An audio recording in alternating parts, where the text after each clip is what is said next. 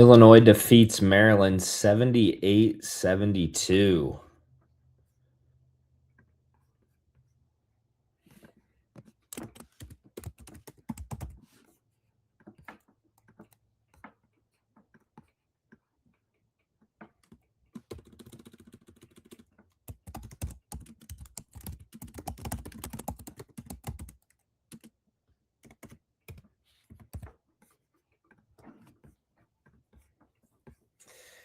Thanks for joining.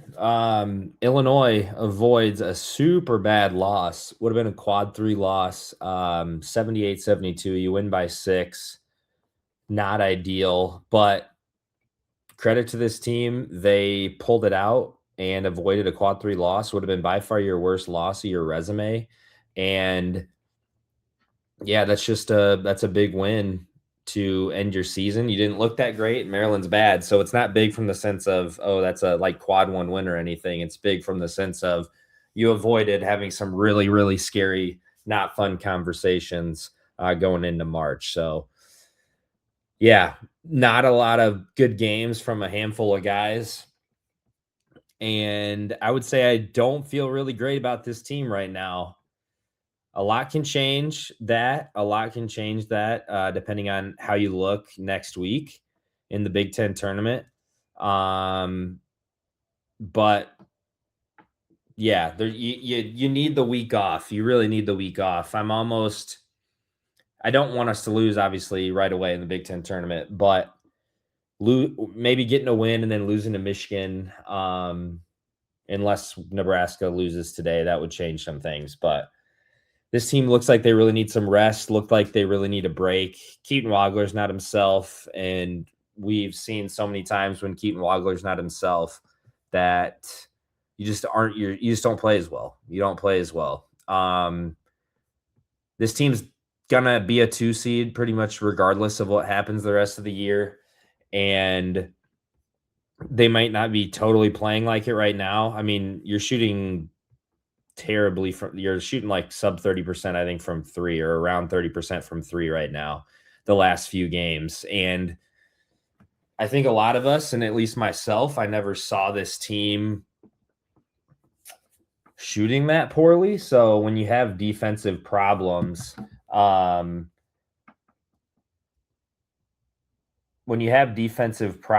they're more magnified when you're not hitting shots. So that was really the biggest takeaway today. Mills really tore you up yet again. Another guard, Andre Mills, 30 points, 10 for 18. Now, granted, he hit a few really tough shots, but he was for a while just cooking anybody that he wanted to. I would be wrong if I don't immediately lead this off, though, with Merkovich was amazing. He had one poor shot at the end, but Merk was the reason you won this game pretty much. And you shot really well from the free throw line. So, yeah, Merk has really stepped up in a handful of games this year. He was the main reason he took Michigan State to overtime. He's obviously had some down games too, but he really, really, really looked really good for most of the game tonight. And it felt like every time he needed a bucket or Maryland would tie the game, he would get a tough bucket. So shout out to Merk, and hopefully he can keep this going, and then we can get some of the other guys going. Glad Andre made a couple big buckets late. Because really the first half he was rough. He was really rough. Not the greatest game from Kylan. And we'll get to Tommy later because Tommy is just not playing well. He only played 19 minutes. Okay, let's go down. So Merk with 22 and 11, and then Jake Davis with 8 and 2. Jake had some solid buckets. In crunch time, hit those 2 threes early on, which really, when he hit those shots and you were really making some motion, you felt like maybe Illinois was going to control this game. But he was really quiet after that. But he got some solid tip outs and things like that. Tommy, 4 points, 4 rebounds, 3 assists. I don't even remember him playing or being active the last 10 or 15 minutes. And that's going to be airballed a big three. That's going to be not ideal moving forward in March. Keaton with 11 points, 0 for 4 from 3, missed a couple free throws, 3 rebounds, 3 assists. Keaton, again, doesn't seem like himself. He was just on such a heater for such a long time. It feels like this is probably more what he would have been most of the season, we thought, but he really just has been so good that when he plays like this, it's disappointing. Kylan, 11 points, 1 board, 3 assists. Mills was just cooking Kylan pretty much the whole game. And Kylan's 1-3 was just a bank he had no business making. So you would hope that he can play more consistent. Ben shot 8 threes. That's crazy. 2 for 8 from 3. You only hit 5 for 24 on the night. I mean, that's essentially been the biggest part, right? Most of the season, you've shot like 35-40% from 3. And you would have won by 10 or 15 today if you just hit a couple more threes like you normally do. Big Z had a couple big moments. Thought there at the end he was going to get in trouble pushing a Maryland player. Props to Maryland, though. They came out and played well. And we've talked about Andre, 8 points, 2 rebounds. Really poor first half, but ended up playing better in the second half. Let's see. Taking your thoughts, questions, things like that. Laura says, how was there never a stop for Mills? Afraid to foul? Well, I know there was a couple times they didn't foul, and then Mills got a couple of like soft fouls called on him. And they were kind of ghost fouls. So, Laura, I think the problem is all year this team has been terrible against guards, and Mills has been on a heater. I think the last few games he's averaging like 21 some points a game. Jeremy Fears went off against you. Oh my gosh, I'm missing so many, but you just have had guys go off against you at that position all year. Braden Smith, he's obviously a stud. And Fears is a stud too, but really anytime, the Wisconsin duo of Blackwell and Boyd, like anytime a team has solid guards that can get into the paint, it feels like Illinois is toast. And again, before today, you were able to outscore those guys. So a lot of the games, it didn't really matter. And then like against Michigan State and against Wisconsin, you had guys injured. You had weird things going on.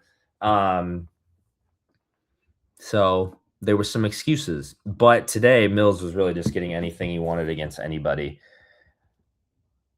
So not ideal. That is my answer to that. I think that has been our problem all year long. Again, keep sending in your questions, your thoughts about the game. Illinois finishes the regular season 24-7. That's a great regular season. You avoid any bad losses. Your worst loss, they said on the broadcast, was Wisconsin at home. So that's crazy.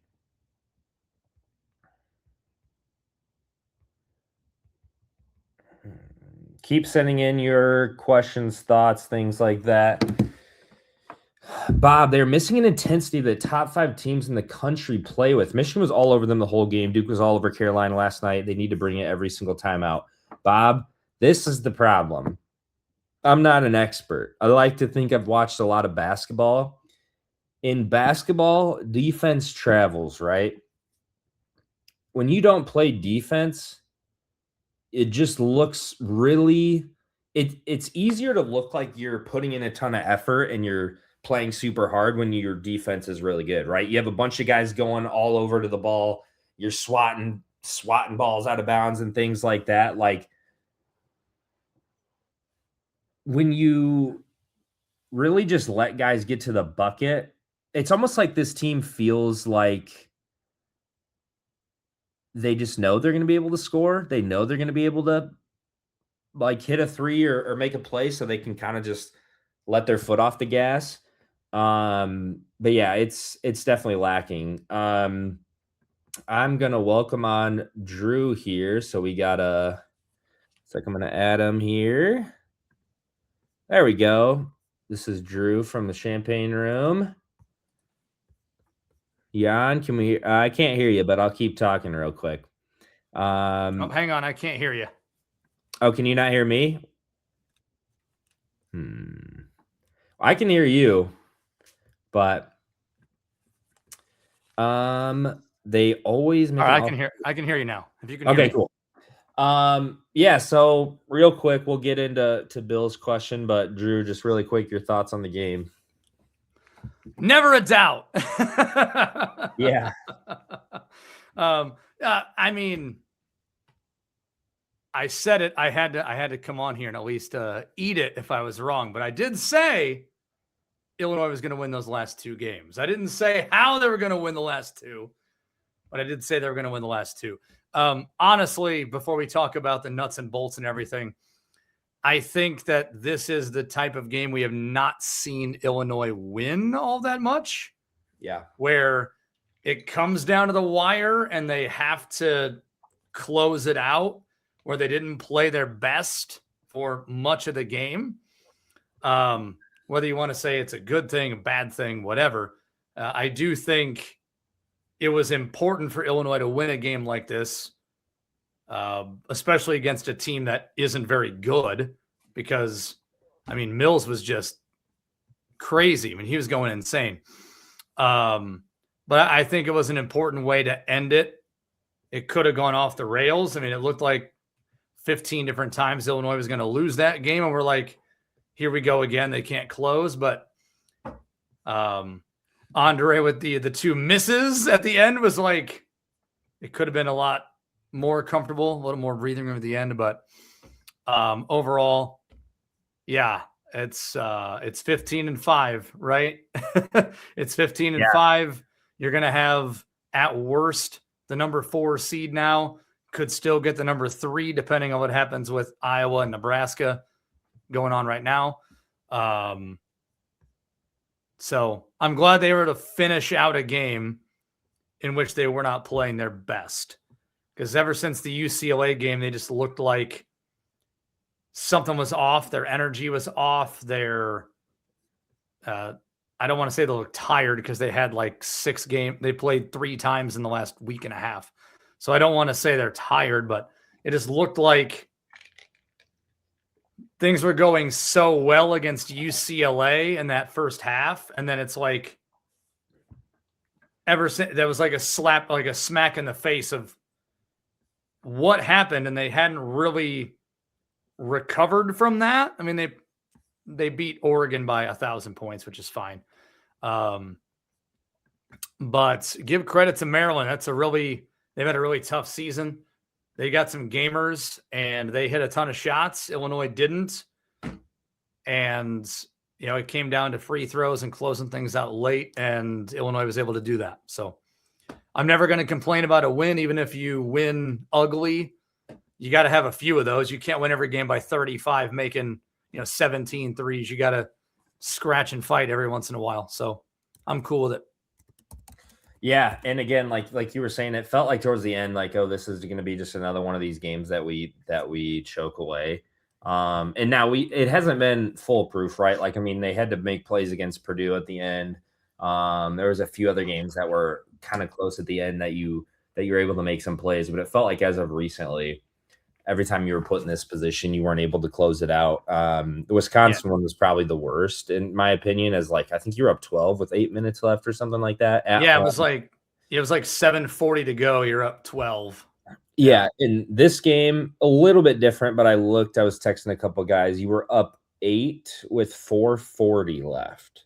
So, and then that's still a lot of time in basketball, but like, you would like to think if you have an 8-point advantage over a team you're a lot better than, with 4.5 minutes left, you can hold that one. But again, yeah, like you said, I was going to say, that was, I think, the turning point for me when I was like, I think we're going to hang on, because they were making everything, like every trip down, and they had like 3 or 4 that didn't go in, and we got the rebound, and then we were able to and then Z had the free throws there to put them up. I think that was 8.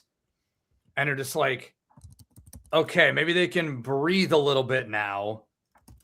They were just playing very clenched for like 2/3 of the game. But I think from that like 4-minute mark on, Maryland missed a couple on that one trip. We got a couple of offensive rebounds on the same trip. Has there ever been a team that won 2 challenges and an appeal in the same game? I've never seen that. I know. That Illinois was the team that won both challenges. Like, that never happens. Anytime there's some borderline call or some 50-50 call, it's like, well, that's going to go the other way. But Illinois got an appeal and 2 challenges. I wonder if they're going to change that rule. Brant Dolce from the Champaign room was talking. We have a group chat, and we were like, wait, that's it? Like, you win, you get a second one, and then you win the second one, and then you're still out of them? Like, what? Yeah.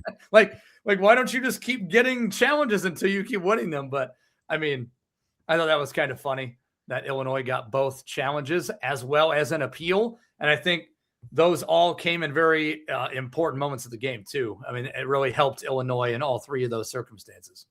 I was shocked that the last one that they called out on us, and then Ben like immediately was like, look at it. And then they overturned it. And I thought like, oh yeah, that's out on Maryland, but it wasn't like super, super obvious. So I thought for sure they were going to keep it Maryland ball. And that ended up being a huge piece of the game.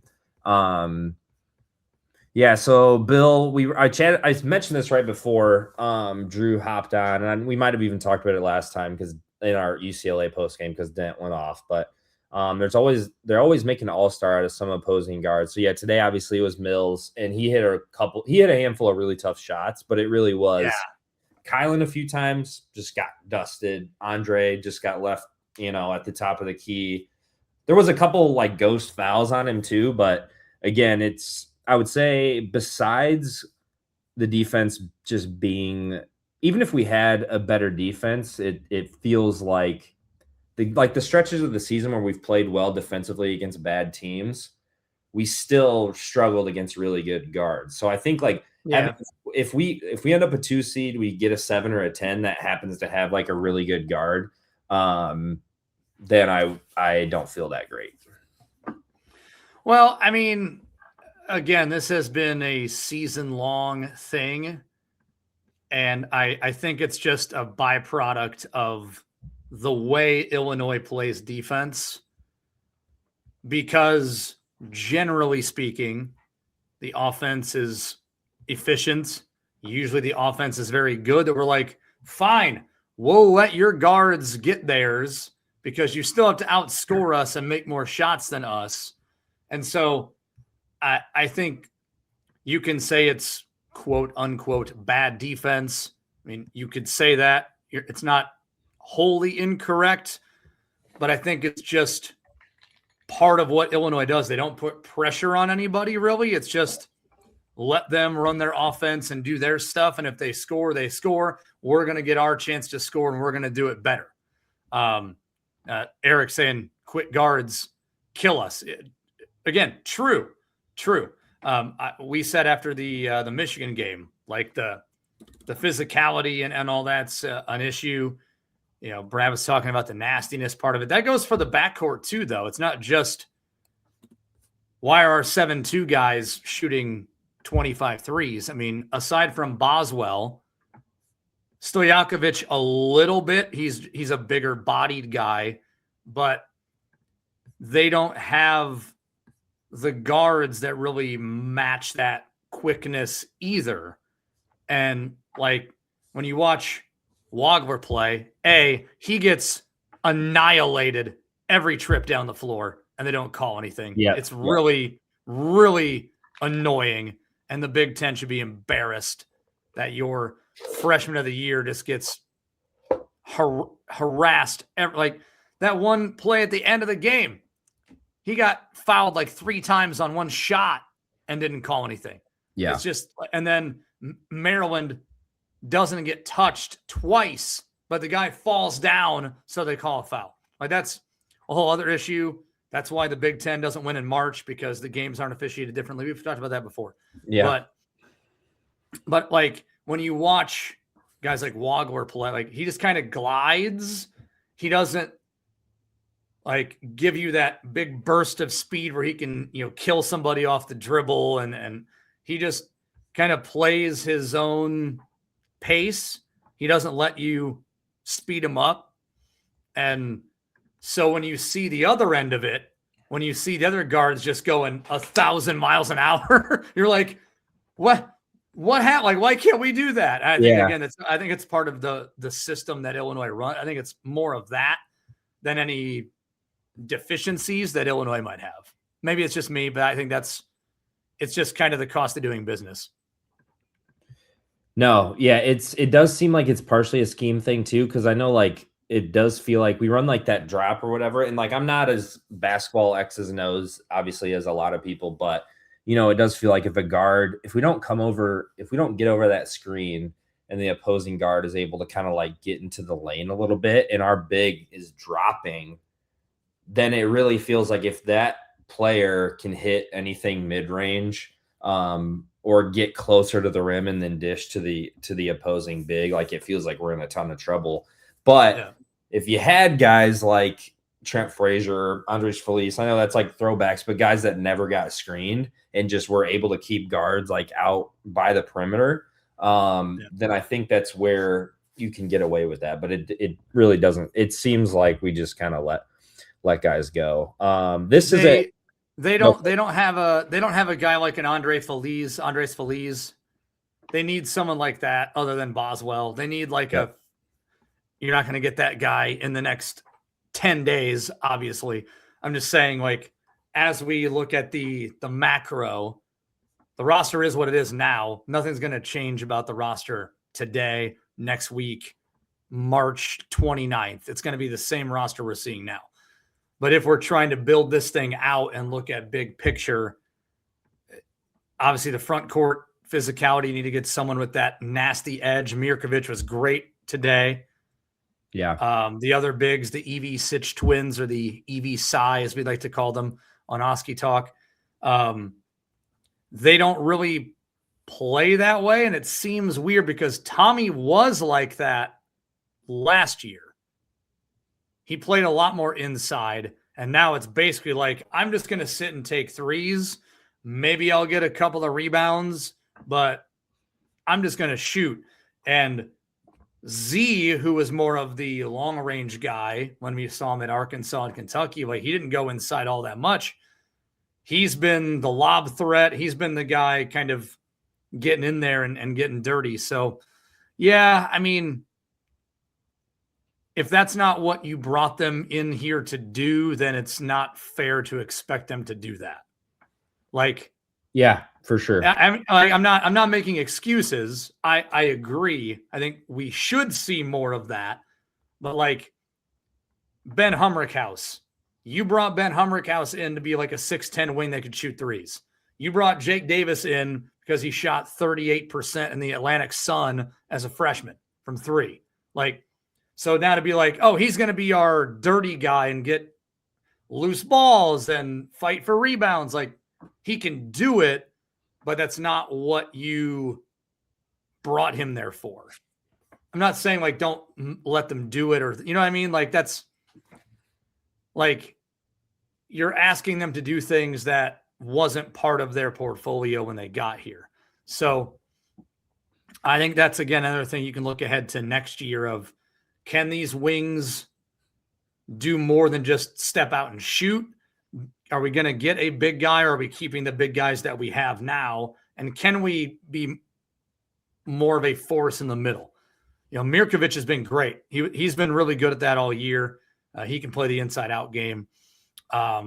We've talked about this before at the Champaign room of like, when Mirkovic is having a good game, Illinois tends to play well. And when he has had subpar games, Illinois has struggled. Same with Wagler. You know, as those two guys go, it seems like that's how Illinois goes. I would love to see Tommy stop shooting threes. He's like 6 for 50 in the last month or something like that. It's an exaggeration, but it's not that much of an exaggeration. Like, he's been very bad. As a team, Illinois is, I tweeted this right before Ben hit the three. As a team, they're 36 of their last 128. So it would be, now they're like 37 of 130 or something. Yeah. So not ideal. Not great. Dan's got a good question there. We shot 21 of 31 from inside the 3-point arc, 5 of 24. Why don't we work the ball inside the arc? Well, I think that, again, is a byproduct of what the data says to do. I'm not saying it's an incorrect statement, but they're a very analytics driven team, and that's what they do. And they go inside to set up the outside shot. I agree. I think, and we saw it again in the second half where it's like Maryland had 8 fouls at like the 10-minute mark. It's like, go inside. The refs were calling all sorts of BS all game long today. So go inside, get some free throws, and maybe you can extend your lead without time coming off the clock. And then it puts pressure on Maryland to keep making shots. So I mean, that's been a pain point all the time. But again, working it inside is not what they are trying to do. This isn't Kofi where they dump it into Kofi and then everyone tries to stop Kofi and then there's a kick out or something. They're trying to move the ball around and create mismatches. And that's just, again, it's not wrong. That's just, they're not going to change their philosophy, even though over the course of a game, it might make sense. Yeah. So we got a handful of more comments and things in here, but looking forward, this was from last night, and I don't think anything has currently changed because Illinois won. And then the only thing that would change is if Nebraska loses today, then you would bump down to we'd be the 3. Illinois would be the 3. Yep. So I think that's kind of tough. Purdue's playing terribly. I thought Purdue was the 7 now. Maybe I'm wrong. Maybe I'm wrong on that. So maybe this was right before the game ended, but I thought that Purdue dropped to the 7 and Wisconsin was the 5 because they were saying during the game that if Illinois lost, Wisconsin would bump up to the triple bye. Yep, you're right. So I think Purdue is the 7 now, and UCLA is the 6, and Wisconsin's the 5. I think. Let me see. I haven't seen it since they were talking about the game, but I think that's true. And then if Nebraska loses to Iowa, then Illinois would be the 3, Huskers would be the 4. So yeah, you're currently the 3, but this is before tip off of the Nebraska game because they had a half game up. Yeah. So, but if Nebraska loses, Illinois would be the 3, Nebraska's the 4. But I think Wisconsin's the 5 now. Yeah, so Wisconsin would be the 5, Purdue would be the 7, UCLA would be the 6. Yeah. So yeah, this is wrong. But so you would either play Purdue or UCLA. Or if they get upset, I guess that would change. So yeah, if Illinois ends up at the 3, I would gladly take UCLA again. I'd gladly take another shot at them. They've been horrible on the road too. Right. They're a much different team at Pauley than they are away from home. Well, I, Paul. I. Yeah. Do you have any, like, going into the Big Ten tournament, or now we're a week away from Selection Sunday? This will be a shorter one. I apologize. I do have to get off soon, but what are your thoughts going into the final week of, I mean, the regular season's done, but it's kind of like the final regular season because you're guaranteed games. So like, what are your thoughts kind of going into March, and maybe some things you want to see before Selection Sunday? Yeah, I want to see, similar to what some of the comments have been. I do want to see more of an inside threat. Not because you can do that without just abandoning your entire philosophy. I mean, you can take. I mean, Mirkovic was doing that all game long. He was going inside and taking what he could get. Boswell was trying to drive. Wagler was trying to drive. So, I mean, it's not that they don't do it. It's just you look at, oh, my God, we're not making threes. Why don't they go inside? Because if they make 3 in a row, the game's over. And that's how they look at it. That I do want to see them, and they didn't do it today. I know Brad was pissed at that fadeaway that Mirkovic tried Yeah. late in the game, but they got away from that hero ball stuff, which they've tried to do late in against Wisconsin, against UCLA. It's like, just get a good shot and don't, because you're up by 20, they try to hit a 3 to go up 23, like they're trying to put the game on ice with 10 minutes to go instead of just playing smart. So I do want to see them tighten that up. I want to see Wagler get going. I mean, he's just getting the hell kicked out of him. I don't know how you stop that. That's not going to change. But he's still been good. I think we all got blinded by the game at Mackey. Like, he's not going to put up 46 every night. Like, that's insane. But he's had a string of fairly quiet games. So I don't know if it's the shoulder, if it's just teams are doing whatever they can to stop him and it's freeing up opportunities for everybody else. It's probably a little bit of both. But I want to see Wagler get going. I would love to see stuff like that, where Wagler is Kemba Walker in Madison Square Garden, like he was in Mackey, where it's like he just goes intergalactic and makes 7 threes and scores 28 or whatever, and no one's got any answer for him. I'd love to see that. I don't know if that's going to happen. My mindset hasn't really changed. Maybe you bring the ceiling down a little bit and say, okay, maybe they're not a Final Four team, but expectations should still be second weekend. As we saw against Oregon is like what a 15 seed is going to look like. Yeah. So and not that Maryland wasn't like that, but again, Illinois won the game. They did what they needed to do when it mattered and finished out the game. So as long as they win, I don't really care if they win by 6, by 106. Doesn't matter. No one's going to care. If they get a Final Four banner, no one's going to say, oh, well, they only beat this 14 seed by 6. No one's going to care. Yeah. So, like, you shrug it off. You look forward to the next game.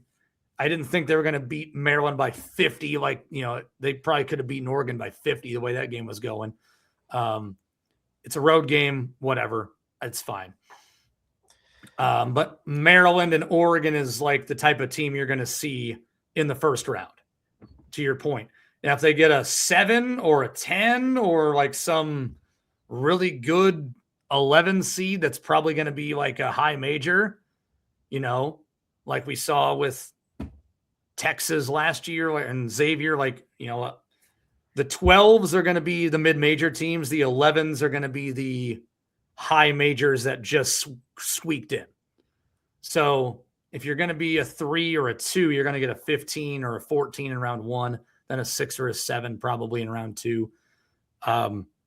If those teams are guard-oriented, it could give Illinois some problems, but I disagree with Caleb. I don't think they're trending in the wrong direction.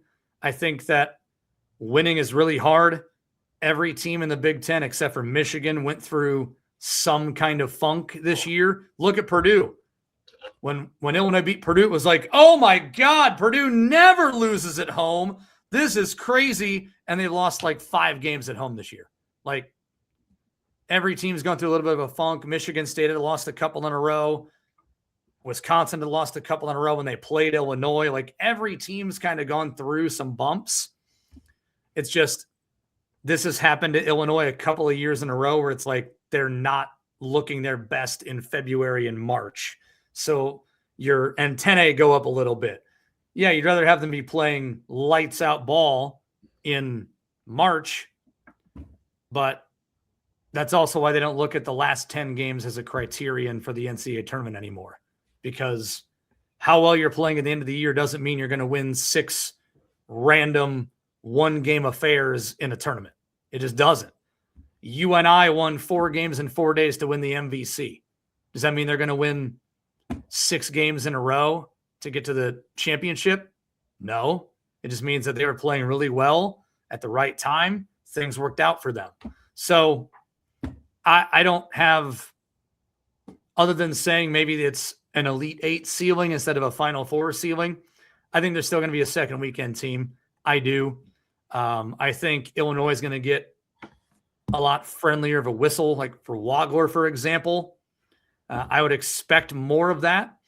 But as we've seen in the tournament, games are officiated a lot tighter. You're going to see more games like this one today in the tournament than you're going to see like the game against Northwestern or the first game against Maryland or the game against Oregon. You might beat a 15 seed or a 14 seed by 25 or 30, but after that, it's going to be a lot more constricted. So that's why I said winning a game like this today reminded me more of like what you're going to see in March. So I think it's a good thing. It gives them something to build on, something to put in their mind of this is how we finish off these games now. Yeah. No, definitely. It's still a good place to be. 24 wins is awesome. So again, sorry for a shorter one today, but hopefully we're gonna have a lot more basketball games to cover here in the next couple of weeks. Thanks for checking in. Illinois escaped 78-72 against Maryland on the road to end the Big Ten season. Merkovich has a huge day, and we'll find out who we play later today. And maybe we'll do something to preview that game. But awesome. Thanks all for commenting. Drew, thanks for joining, and we'll see everybody this weekend probably. Awesome stuff as always. Thanks for doing these. These are a lot of fun, and it's a good way to kind of maybe get the emotions in check a little bit. Everyone's always like really wound up when it first happens. But again, if Illinois goes on and wins the Big Ten tournament, are we going to care that we barely beat Maryland? No one's going to care. If they beat Wisconsin or Purdue or whoever it is in 5 days, are we going to even pay attention to this? No. So just enjoy it. And you just got to, now it starts. Now you just got to feel like it's one and done the rest of the way. You don't have any more second chances. So you just got to go out and attack each day like it's a brand new game. Yes, sir. All right. ILL. I.